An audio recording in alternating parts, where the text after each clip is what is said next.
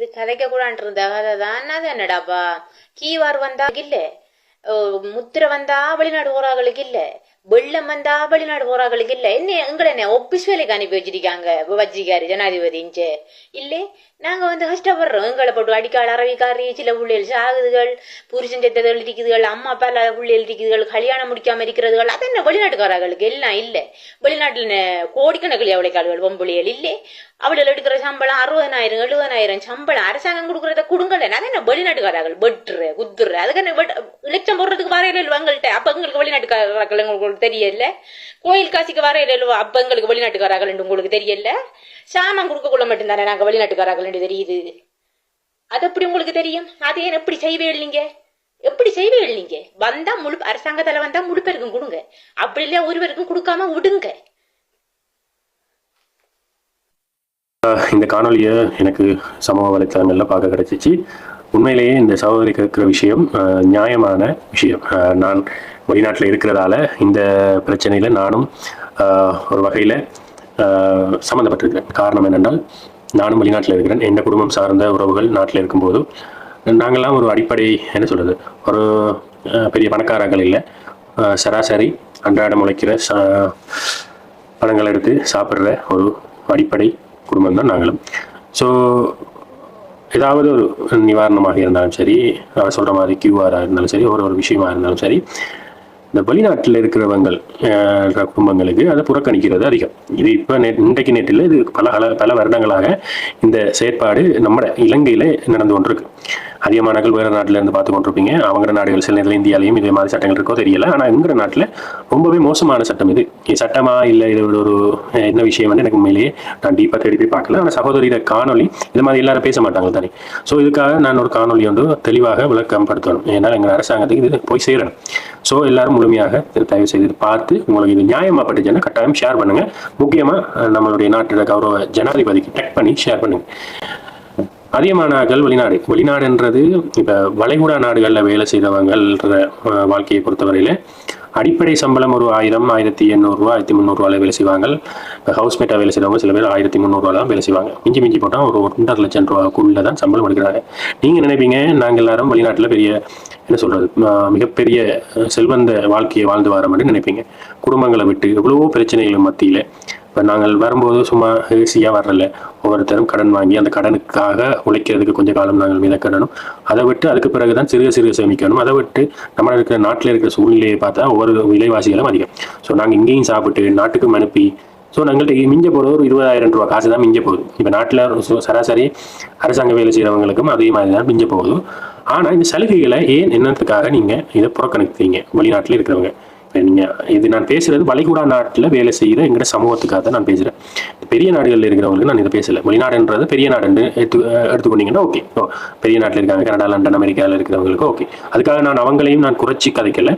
அவங்களும் ரொம்ப கஷ்டப்பட்டு தான் வேலை செய்கிறாங்க. என்ன பணப்பெறுமதி அவங்க உழைக்கிற காசு கொஞ்சம் பெரியதாக இருக்குது. ஆனால் இலங்கையை பொறுத்தவரையில் வளைகுடா நாட்டில் இருக்கிறவங்கள வேலை செய்கிறவங்கள சம்பளம் குறைவு.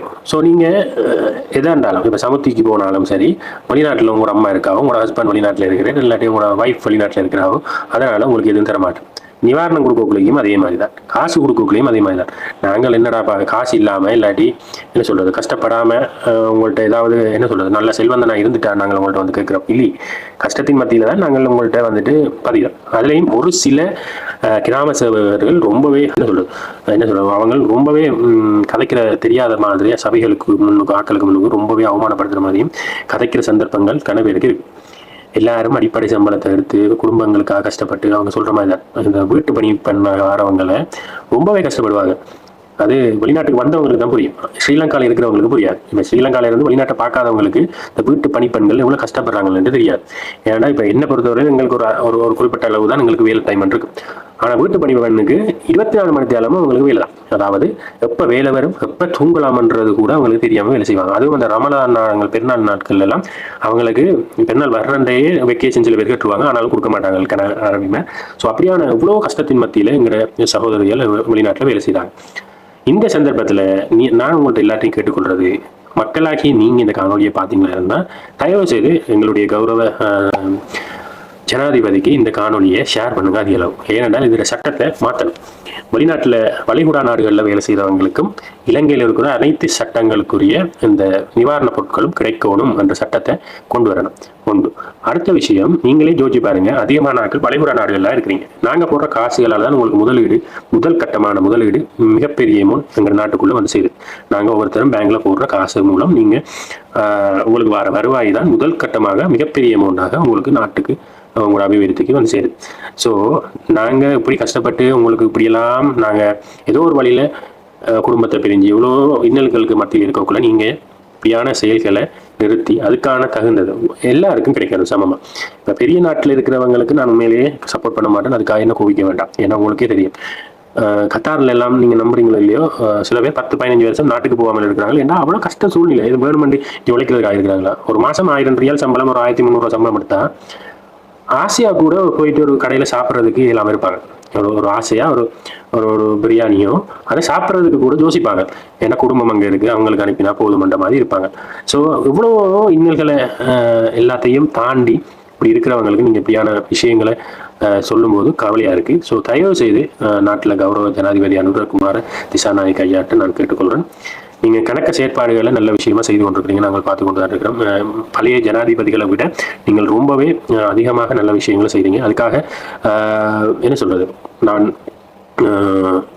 நன்றி செலுத்துகிறேன்.